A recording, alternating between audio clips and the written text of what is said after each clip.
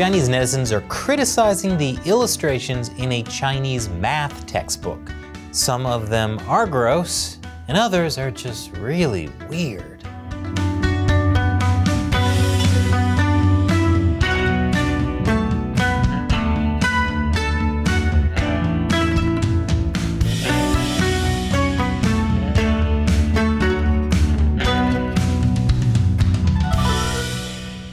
Welcome to China Uncensored, I'm Chris Chappell. Finally, there's been an outcry on the Chinese internet over something truly shocking and horrible that's been happening under the radar in China for a decade. No, not that. No, not that either. It's even worse. It's been discovered that the illustrations in a math textbook are tragically ugly. Won't someone think of the children? Even children themselves are concerned. 妈妈，我告诉你，我之前已经跟你说了，这些图片好丑。你让数学老师换一个数学书好不好？吐舌头，全班都吐舌头。这个课代表站在这里好像是课代表都吐舌头。我一看这个图片就做噩梦。 Okay, I've heard of math giving people nightmares, but not math textbook illustrations. This book is part of an entire series for grades 1 to 6. They were published around 2013, which I hate to admit is nearly a decade ago. Why did no one care about this for almost a decade? I have no idea. But the Chinese internet is now criticizing these illustrations for being spooky, ugly, racist, and exuding negative energy. Can someone explain to me why this girl has a tattoo on her leg? That's negative energy right there. But not just that, the drawings were also being criticized for being pornographic. This image shows a young girl tripping over a jump rope, revealing her underwear. Another image shows two young boys inappropriately touching two girls, with one boy pulling on a girl's skirt while another holds a girl's chest. And this is from a math textbook? Does 2 + 2 equal sexual harassment? And on top of that, a lot of the boys are drawn with unnecessary detail around the crotch. I guess this math book just subtracted too much from the pants. In late May, the hashtag for People's Education Press mathematics teaching materials soared to the #1 trending topic on Chinese social media. The People's Education Press is a large publishing house overseen by China's Ministry of Education. That means that for anything to get published, it has to meet strict censorship requirements. But those censorship requirements are designed to screen out bad politics, not bad taste. Hu Xijin, the former editor-in-chief of my favorite state-run media, the Global Times, has taken a stance on Chinese social media. He wants an official investigation into those books and demands the creators explain their motives. I get it. There's a lot to explain with weird illustrations like this. But it's not just that math book series that's getting attention. The issue has snowballed to include a bunch of other children's books with questionable illustrations. Like the book series, A Lot of Strange Things. It's meant to teach children about mysterious wonders of nature and life, which, judging from the book cover, should answer questions like, where do grandmas come from? What do dump trucks do with used confetti? Is it okay to touch toilets? And how should a young woman properly introduce herself to a penguin? But I don't see how this illustration of a dog licking a girl's butt explains anything mysterious. It really just raises more questions like, who's the weirdo that drew this in a children's book? And while we're at it, there's a 2012 picture book called Sweat. Maybe it's about why people sweat. Well, here's a picture from the book. It's two boys licking a girl's arm. One boy says, "Sister, you are so pretty. What flavor is your sweat?" And the other boy says, "Oh, it's also salty." Is this book saying that black people lick people's sweat? And why is no one asking why one of the girl's arms is 7 feet long? But believe it or not, what I've shown you so far is the mild stuff. It gets worse after the break.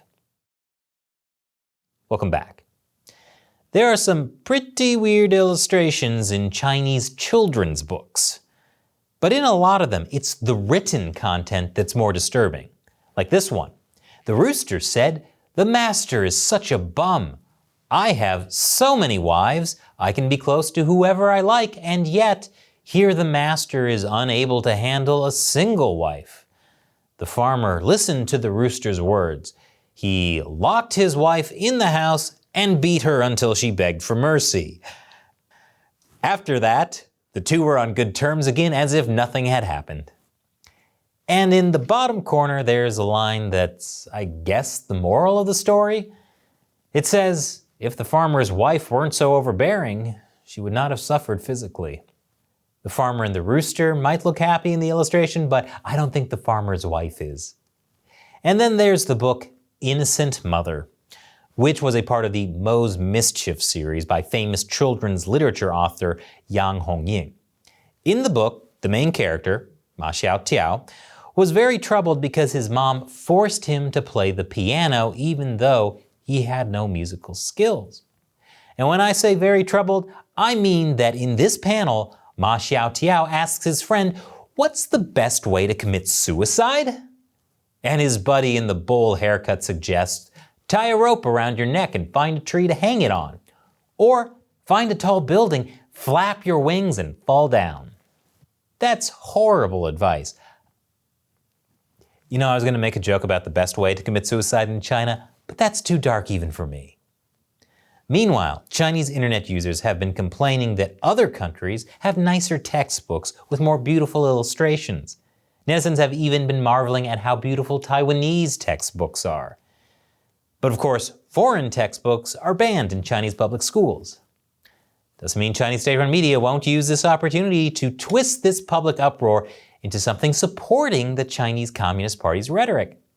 Hu Xijin said, "It seems that our education and publishing position has really been lost and has been occupied by evil forces, and we need a decisive counterattack." And this article says it's time to sound the ideological security alarm, because children's textbooks are a new battlefield for the West's cultural infiltration. Yes, that's who we should blame for all these terrible children's books: America. That's not a joke. Some people called that original terrible math book secretly pro-American because some of the kids were dressed in stars and stripes. Chinese nationalists even accused the illustrator of being a spy for the CIA. I mean, really? That's what the CIA is doing? Drawing bad illustrations in Chinese children's books that no one notices for almost 10 years? But according to the Chinese Communist Party, this kind of Western cultural infiltration is no laughing matter, because they're going to conflate this cultural infiltration with what's happening in Xinjiang, a place where the Chinese regime is justifying their genocide of the Uyghurs by claiming that school classrooms were a secret place where extremists look to spread their dangerous ideologies. They recently sentenced the former head of the Xinjiang Education Department, who's an ethnic Uyghur, to a suspended death sentence for the books he approved. Now, the Chinese Communist Party had approved those same textbooks for years, until they decided it was too dangerous to allow books that include Uyghur history and culture. And then they charged him with inciting ethnic hatred and separatist thoughts. That's ironic, because here's an example of an approved Chinese textbook called The Sparkling Red Star. It's based off a Chinese propaganda film made during the Cultural Revolution. The story of a boy whose dad fights for the communists and whose mom gets killed. So then the boy, who looks like an 8-year-old in this book, ties up the evil landlord and douses him with gasoline, and then lights him on fire so he can go off and join the revolution. It literally says that the landlord loses his evil criminal life in the fire. Yeah, that doesn't incite hatred. It's totally normal behavior for a child. You know, there's a reason all these kids grow up to be such horrible communist officials. So I think by comparison, a little arm licking is not that bad. It's deeply weird, but just not that bad. But as I said, it's not really about the illustrations themselves. It's about the politics. Which brings me back to the original controversy about the so-called tragically ugly textbooks. The People's Education Press made a statement on their official Weibo account to announce they're doing a thorough investigation into the matter, and they've included a feedback email address. I wonder whose job it'll be to check that inbox. The Ministry of Education also released an official statement. It announced that after investigation, the People's Education Press has been required to rectify and reorganize textbook illustrators to come out with new and refined textbooks by September 2022.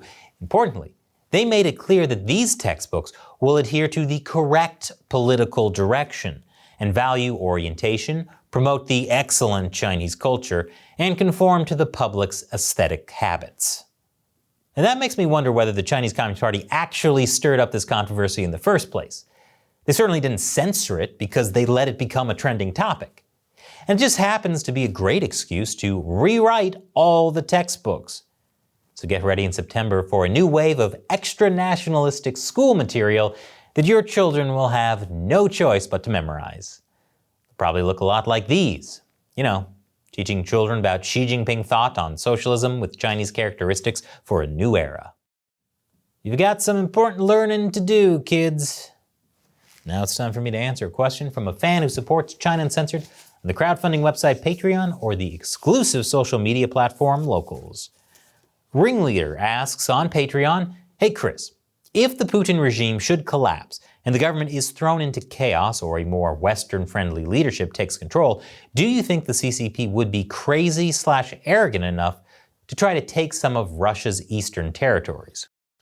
Well, Ringleader, so far there's no evidence that the CCP has coveted Russian territory. In fact, in 1999, then CCP leader Jiang Zemin held a meeting with Russian leader Boris Yeltsin.